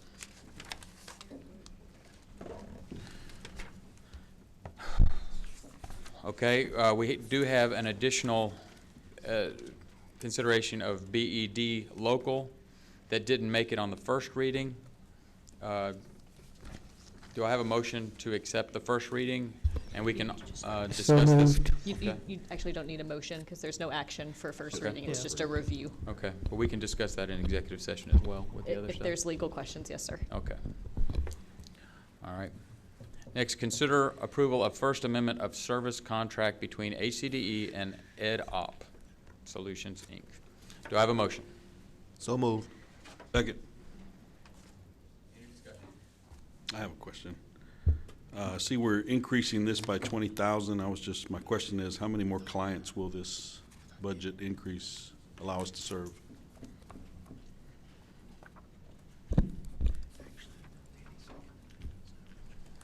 Good afternoon. It'll allow us to serve about 52 more students. 52? 52 more. Other questions? Any additional discussion? All in favor of considering approval of First Amendment to services contract between HCD and EdOp, please raise your hand.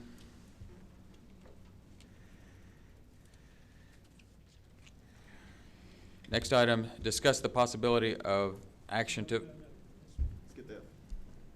Sorry, F, consider approval of contract between Case for Kids and the City of Houston. Do I have a motion? So moved. Second. Any discussion?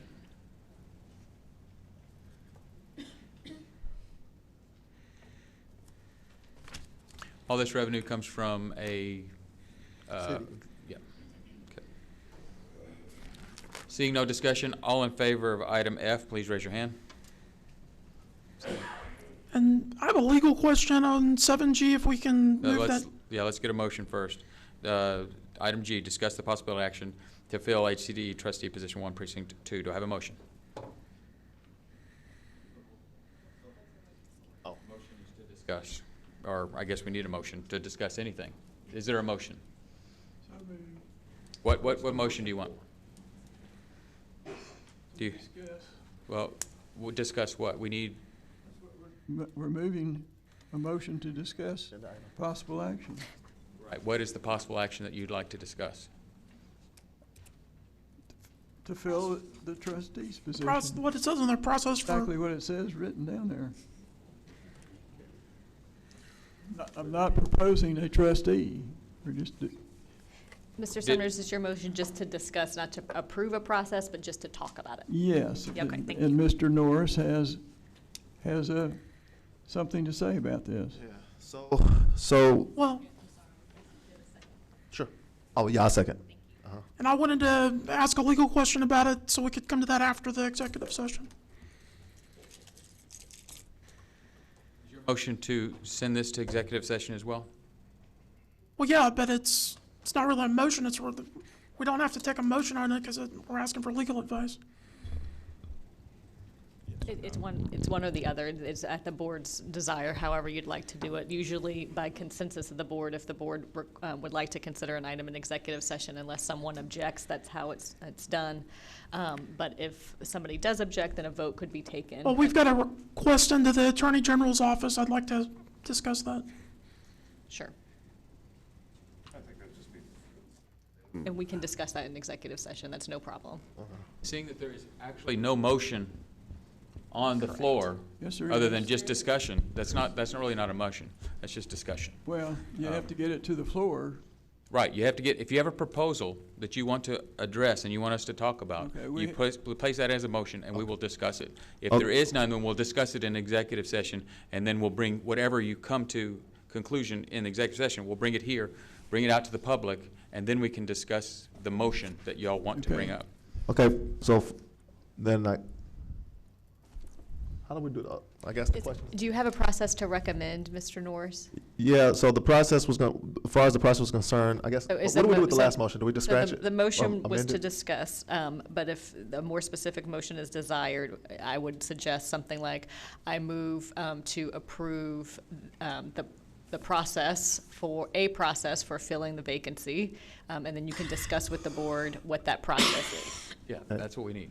So we need to scratch our last motion, basically, and, because we can't have two motions at the same time. Correct, and okay. so, Thank you. okay, thank you. All right, so, And are you making that motion, Mr. Norris, just for I the am. record to be clear? yeah. Okay, and do So- we have a second? Need a second for your I'll motion. second. Well, he hasn't even described his motion I didn't yet. describe my motion, don't I? Well, you can discuss, I thought you were making the motion I suggested, which was to approve a process for filling a vacancy. Oh, okay, sure, yes, I'll, so And Mr. moved. Sumners, you seconded? Second that, Thank yes. you. All right. So considering what happened the last process, apparently it was very in-depth and kind of fell apart. Trustee Sumners and I basically decided that probably a simpler process, mainly a letter of intent, explain exactly why whoever is applying for the board, so give us their why, what is their, and then also give us their qualifications via resume, whatever. So basically tell us who they are, why they're interested in this position. As far as interviews, we did not, I think, Don, you said something to the order of we could possibly have meetings, but as far as long interviews and a whole long process, it seems like it's all going to come to a vote anyway. So the whole point was to keep it simple. Have candidates apply, have candidates give us their letter of intent explaining why they're interested in the board, give us their qualifications for joining the board. And I think there's some posting requirements that happened last time. I think think you have to post it at the courthouse or on the website or things like that. Yeah. So, but far as getting the word out, but for the most part, the procedure would be mainly explaining so the remaining of us board members can see exactly who this person is and why they're interested, as opposed to just getting resumes or things like that we've kind of done thus far. So it sounds like the motion is to place in the paper or a public disclosure soliciting people that want to do this and send us a letter. Is that correct? It would be both a letter and list of qualifications. So the process would be mainly, yes, I guess whether a cover letter or some kind of letter of intent explaining why they're interested in being a part of the board, and then also giving their qualifications, why Like a they would be. resume? And so, Yeah, resume. we'll Yeah, get resume. that through a public request, correct?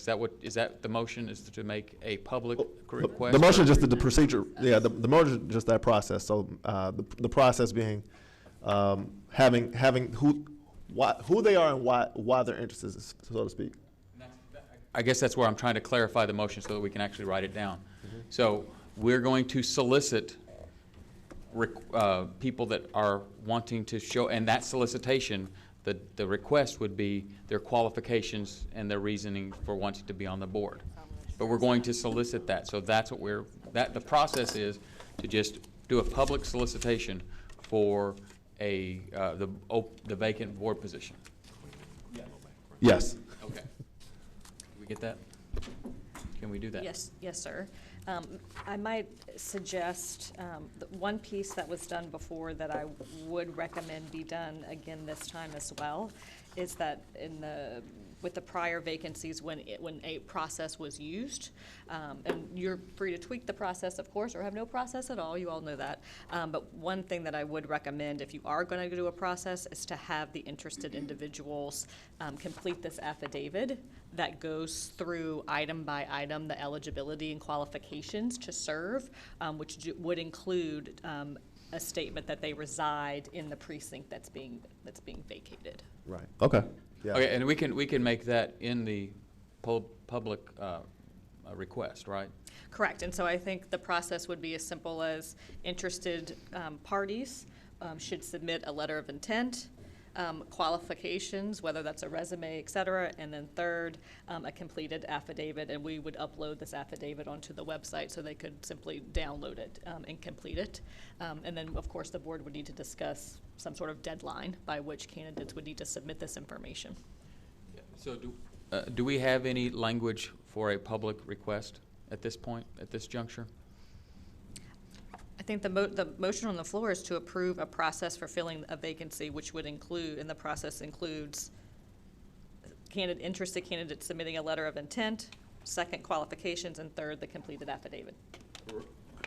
Correct, and what I'm saying is if I'm going to vote for it, which sounds great, but I'd like to have some language that I can look at, say this is what we're going to put in the newspaper or the web or whatever, and then we can say this is it. Do we need to tweak any of it? We can change to address any of your concerns, or your concerns, and then from that point we'll have something. We don't have anything concrete other than this concept, unless you want to give that responsibility to somebody else. As far as the language to post a position, I don't. The department would. Yeah, I think. Yeah, I'm sure we have something. I'm sure that. Or their attorney would do it. It was done before, though, right? As far as the publication. So Yes. I think it exists already. I think this is not the first rodeo, so I think it exists. So I think it's just a matter of putting it back out. And I'm sure if any board member has feedback about if you want it in a specific publication, I'm sure that information would be solicited, and if you have that, the department would comply with that. Okay, so is the public disclosure going to be at the discretion of administration then? Is that what we're asking? Is that what your proposal is? Is that what your motion is? I would hope not. I want us to stay out. I'd like it to be specific as well. But, Okay, I got you. I think. Well, I suppose I would ask for the last one, and I guess it just to be whatever was posted before, so we can see it, just to make sure there's no changes need to be done to it. It's just so we can everybody can be okay with it going out before it goes out. Could this be emailed to us so that could happen before the next board meeting? Yeah. That would. Oh. Like if we have any objections, we can let you know or something. No, that's the purpose of a meeting. Required or notice that we're going to require is pretty. We've used that in the past. Yeah. And I think since we're a countywide organization, it would have to be in the Houston Chronicle. And just to be clear, there's no legal requirements in terms of publication for this, so No. it's up to the board. I mean, if you want it, I think an obvious thing would be to post it on the website, on the cover of the website, interested candidates for the HC board position. If so you wanted a notice But published in the it Chronicle. could just be in legal notices. And legal notice in the In the Chronicle. If there's any Chronicle. other publications that any board member would desire, I would encourage you to speak now. Right. I'm just talking about language at this point because we can pick where we want to after we have some language. If you can disseminate the previous request to our board members that have decided that they were going to be part of that, and then they can manipulate it to whatever they want to, then they can present that language to us and we can approve or disapprove it based on whatever y'all come forward with. So I provided Mr. Norris and with Mr. Sumner's all of the documents that were used at the last time a vacancy was used. I emailed those. I also have copies for everybody if you'd like to see them. But as Mr. Norris said, it was a lengthy process. So for example, there were FAQs concerning the board vacancy that were posted on the website. I think what they're wanting to do is avoid all that. They Right. wanted to get down to the Right. notice, the Yeah. notification. To clarify things, I think, we need the notice. We want to go ahead and publish a notice so that we are transparent that we're seeking a new member. Okay. But we don't want to go through that process. We just want whoever's interested in it to submit a resume. And I think, Danny, you had wanted them a letter as to why they wanted to be a board member. Okay. Those are two requirements. So I have, on the prior one that was done back in 2013, I have a sample advertisement that was published on the HCD's website as well as the courthouse. It just says in a prominent location and gave Right. dates of when it needed to be Yeah. posted. And so I can revise that. Is that what Yes, you guys were that's thinking? what we're talking And I have about. copies of those, and we can, if you'd like to see that. I don't have it updated because I wasn't asked to do that. Okay, I'd like to have the language in front of me so that I can approve or disapprove. And so noting that we can't do that at this point, but we understand in concept what we want to do, if we could postpone this until next month's meeting to where we actually have language in front of us and then we'll have it, we can actually put it on the agenda as a note as to what the thing, and then we can come back with anything that we need to change. Not in favor of that. You're not in favor of that? No, I think we just can rely on what notice was published prior. I mean, it's right there, it's the legitimate language, and just reduce the process to submission of a resume and a letter of why they would like to become a trustee. My one thing that I wanted to point out was that no interview process would be required, but a candidate could agree to meet with a board member or members if they so desired. Say that last part again, Mr. Summerlin, and catch that. In other words, there wouldn't be any formal interview process. Okay. But if a board member wanted to meet with a candidate and the candidate agreed to it, then they could meet. I would just caution the board on that latter point that you'd want to make sure that that a quorum or more of board members does not do that because that would violate. But even if you did it in series, so if let's say 4 of you wanted to meet with the same candidate, that would have to be at a properly called and posted board meeting, because that would violate the walking quorum prohibition. Okay. Well, you can put that into it.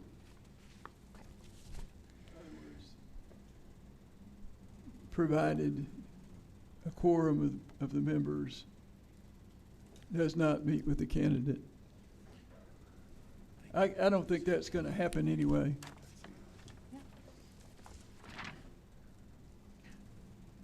Any other discussion?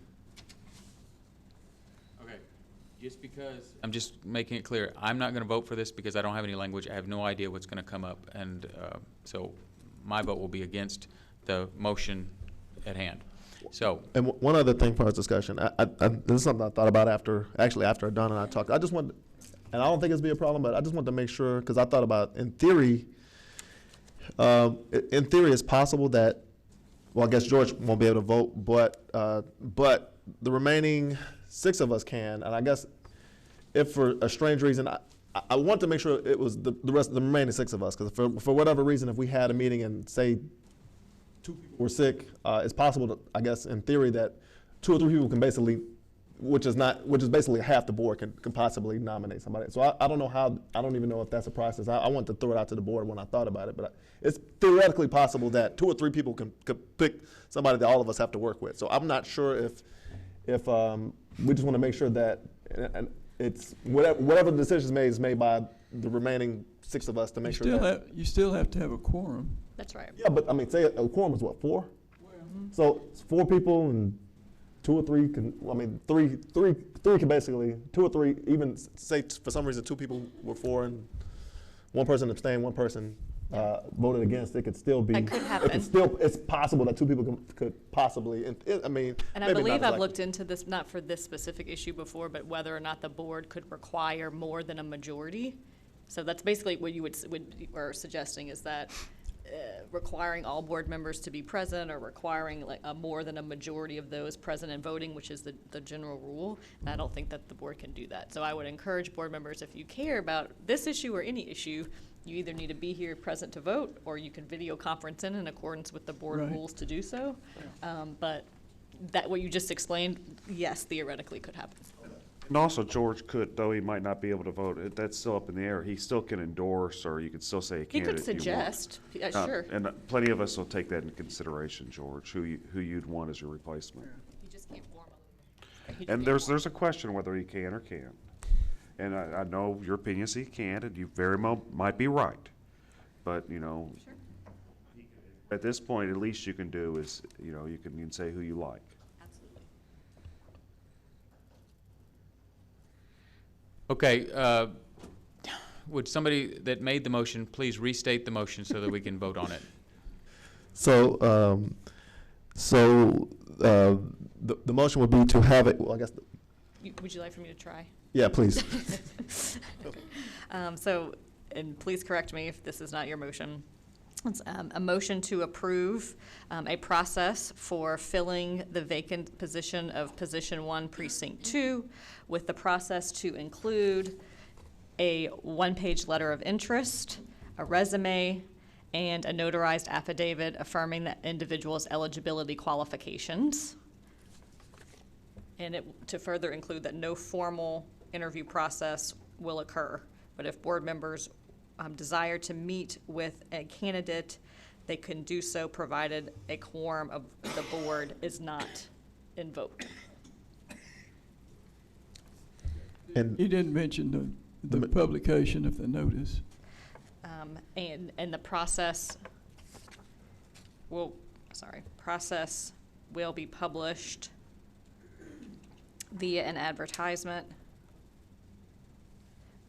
at the county courthouse, at the Harris County Courthouse, and on HCDE's website in a prominent location.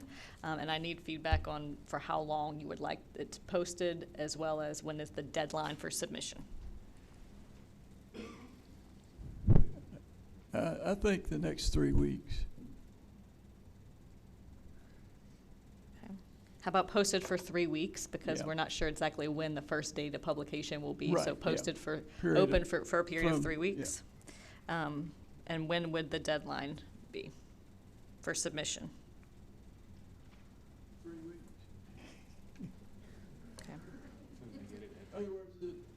The notice would specify that it was an applicant.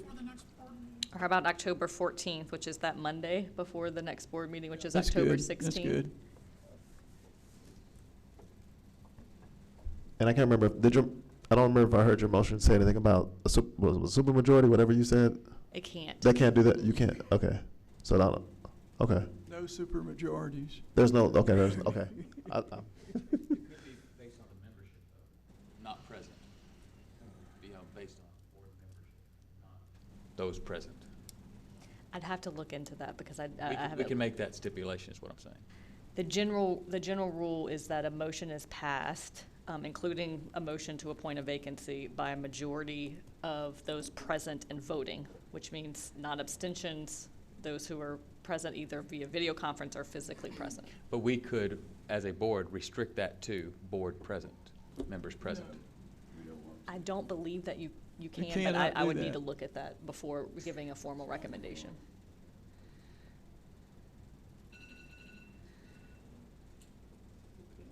So a quorum basically you're saying is, we can't do anything other than a quorum is the rule, or we can ask for more than a quorum, that's, I don't believe you can ask for more than a quorum. okay. That's what Well, not more than, a quorum is necessary in order to have a meeting. Right. Any agenda item needs to pass with a majority of those present and voting. So abstentions do not count. So if you have a 4-member quorum, it's the situation you described. You could have a motion pass if one person voted for and the other 3 abstained. That's a majority of those present and voting. Or you could have 2 members voting yes, 1 member voting no, or 1 member abstaining, and that would still pass. So at this point, we can't restrict it to the board, the total board, and you're saying it could just be the quorum requirements based on law, and we Right. can't restrict it. Can we restrict it to a regular board meeting? Yes, sir. You could by motion say that this item will only be considered, filling the vacancy will only be considered at regular meetings of the board. That's a good. And good I'd like to make that compromise. motion as an amendment. Just add it to the motion to be voted on. We haven't voted on it Okay. yet. Any objection? Okay. So a friendly amendment to the motion to add that any action item regarding filling the vacant position of position 1, precinct 2, shall only be considered at regular meetings of the HCDE board.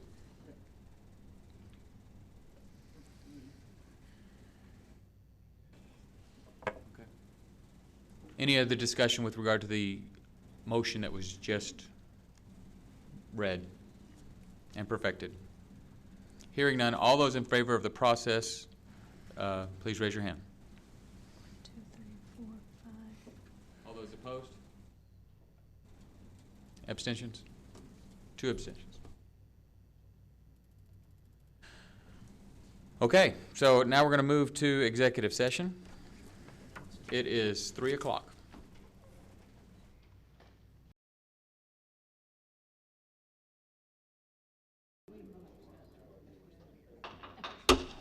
Harris County Department of Education is coming back into order. It is 3:55. Do I have a motion? I'd like to make a motion to consider the second reading of the approvals of the policies. Are there any of the policies that need to be flagged, and we can discuss those and pass the rest? Okay, I only have one, and that is DIA local. So, save DIA local. All the rest of the policies are okay? That's the motion. So, second. Okay. All in favor? Okay, with regard to DIA local, it is my motion to not make the change with regard to the word sex, adding it in addition to the word gender, until we have a decision from the Supreme Court with regard to the definition of gender.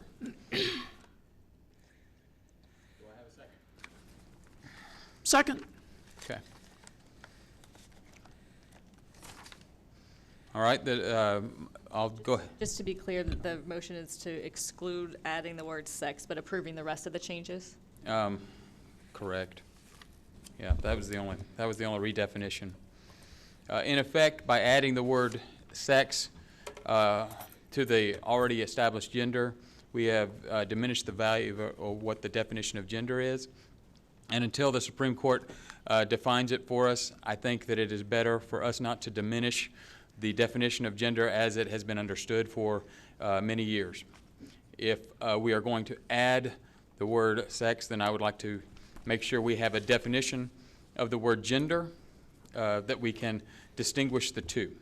And if we have a definition of the word gender, possibly my motion would be moot. But at this time, that's what I have to say. Is there any discussion? If there is no discussion, then we'll just vote. So, what's the attorney's opinion? Does it set us up for liability to do what he wants? Without waiving the attorney-client privilege, which would only the full board could do, it is my recommendation, as well as the recommendation of the Texas Association of School Boards, and specifically their policy division, that the word sex be added to policy DIA local, and that would best protect the department in terms of available affirmative defenses to employee claims of sexual harassment and other types of discrimination.